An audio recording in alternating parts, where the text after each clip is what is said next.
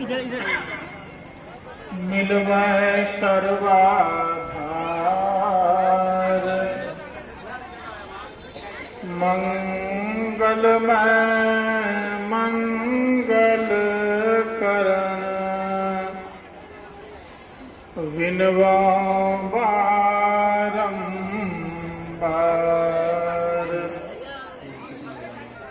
मंगलमय मंगल करण विनवा बारंबार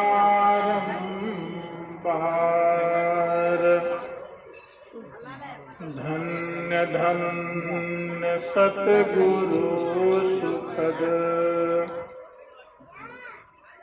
महिमा कही न जाय जो कुछ कहूँ तुम्हारी कृपा मोते कछु न बसाय जो कुछ कहूँ तुम्हारी कृपा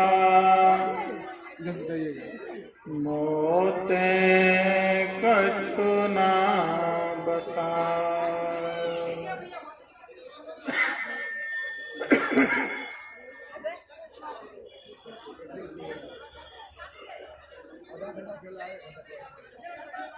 तीर्थों को भी पावन करने वाले मुद मंगल में संत समाज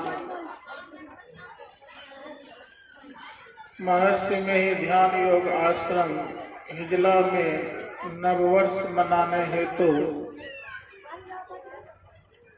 यत्र तत्र से आए हुए धर्म प्रेमी सज्जन वृंद, भक्तिमती माताओं एवं धर्मशिला बहनों,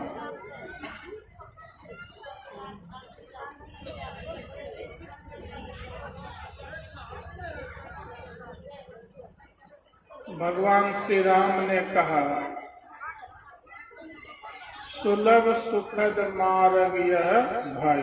परमात्मा की भक्ति जो करता है, परमात्मा की भक्ति के रास्ते पर जो चलते हैं उनको सुख मिलता है। भगवान श्री राम ने भी कहा, गुरु महाराज ने भी कहा, चलत पंथ सुख होत महा है। जो भक्ति के रास्ते पर चलते हैं उनको सुख मिलता है। एक माई 40 साल से परमात्मा की भक्ति करते हुए आ रही, लेकिन उसको सुख मिलने की बजाय दिनों दिन उसका दुख बढ़ता ही जा रहा है। अब वह माई क्या करेगी, किससे पूछेगी? तो एक संत के पास वे माई गई और उनसे कहा, भगवान श्री राम ने भी कहा, परमात्मा की भक्ति करने से जीव को सुख मिलता है। गुरु महाराज ने भी कहा कि परमात्मा की भक्ति करने से जीव को सुख मिलता है, लेकिन मैं 40 साल से परमात्मा की भक्ति करते हुए आ रही हूँ।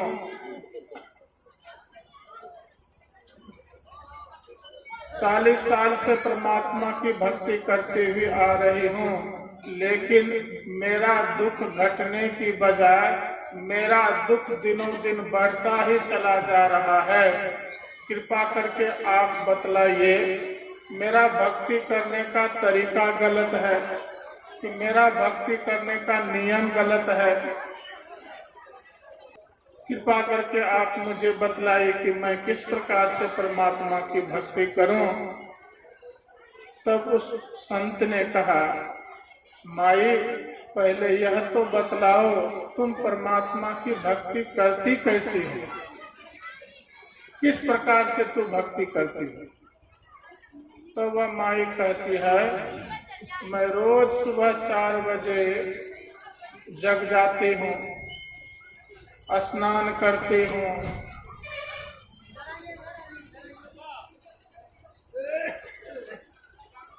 फूल को सजा लेती हूँ, बेलपत्र ले आती हूँ, अगरबत्ती ले लेती हूँ, धूप ले लेती हूँ और प्रत्येक दिन भगवान के पास जाकर के सुबह शाम रोज भगवान की आरती उतारती हूँ। ओम जय जगदीश हरे, भक्त जनों के संकट क्षण में दूर करे।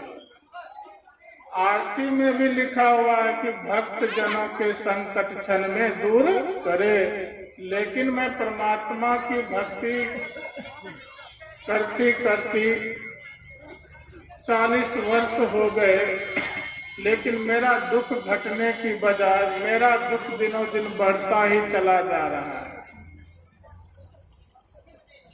तब महात्मा जी ने कहा, माई तुम परमात्मा की भक्ति करती समय आरती जो गाती हो, ओम जय जगदीश हरे, भक्त जनों के संकट क्षण में दूर करे, इतना ही गाती हो कि इसके आगे की भी पंक्ति जानती हो? तब वह माई कहती है, मैं इतना ही गा करके रह जाती हूँ, इसके आगे की पंक्ति नहीं जानती। तब महात्मा जी ने कहा, इसीलिए तो तुमको दुख मिल रहा है। भक्ति तो कर रही हो, लेकिन अधूरी भक्ति कर रही हो। यदि पूरी भक्ति होती तब तुमको दुख मिलने की बजाय सुख मिलता। यदि तू आगे की भी पंक्ति जानती और उसके अनुसार भक्ति करती, तब तुम्हारे जीवन में सुख मिलता।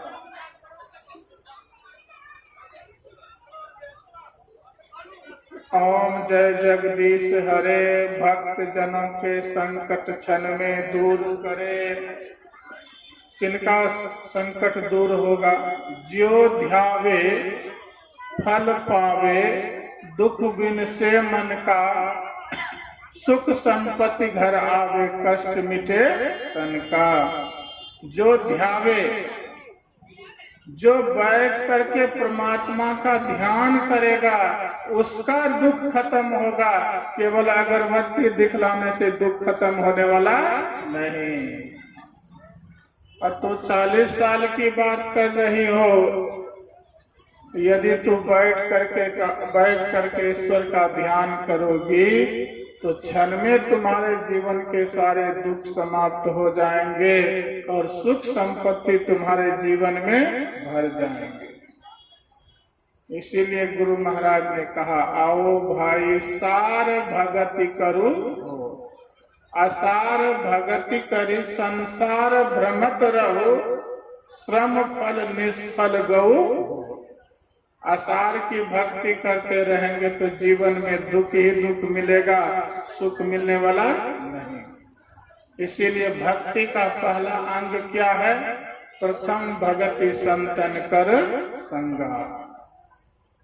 संत का संग करने से क्या होता है? साधु असाधु सदन सुखकारी, सुमिरहि राम ही देहि गनि गारी। साधु का संग करेंगे तो भगवान का नाम बोलने के लिए सिखलाएगा, और दुष्ट आदमी का संग करेंगे तो गांजा पीने के लिए सिखलाएगा। साधु का संग करेंगे तो ध्यान करने के लिए सीखेंगे। साधु का संग करेंगे तो सत्संग में बैठने के लिए सीखेंगे, और दुष्ट आदमी का संग करेंगे तो ताश खेलने के लिए सीखेंगे, जुआ खेलने के लिए सीखेंगे, शराब पीने के लिए सीखेंगे। लेकिन संत का संग करेंगे तो राम राम बोलने के लिए सीखेंगे। सूरदास जी महाराज ने कहा, जा दिन संत पाहुने आवत। साधु महात्मा कौन कैसे होते हैं? पाहुने के समान होते हैं। पाहुना किसको कहता है? पाहुना किसको कहता है? आजकल जिसको हम लोग जीजा जी बोलते हैं, पहले इसी को पाहुना बोला जाता था। 10 साल 20 साल पहले जिसको जीजा जी आजकल बोल रहे हैं, उसको पाहुना कहा जाता था। अरे पाहुना आया हुआ, इसका स्वागत करो। साधु महात्मा जो होते हैं पाहुने के ही समान होते हैं। जा दिन संत पाहुने आवत। लेकिन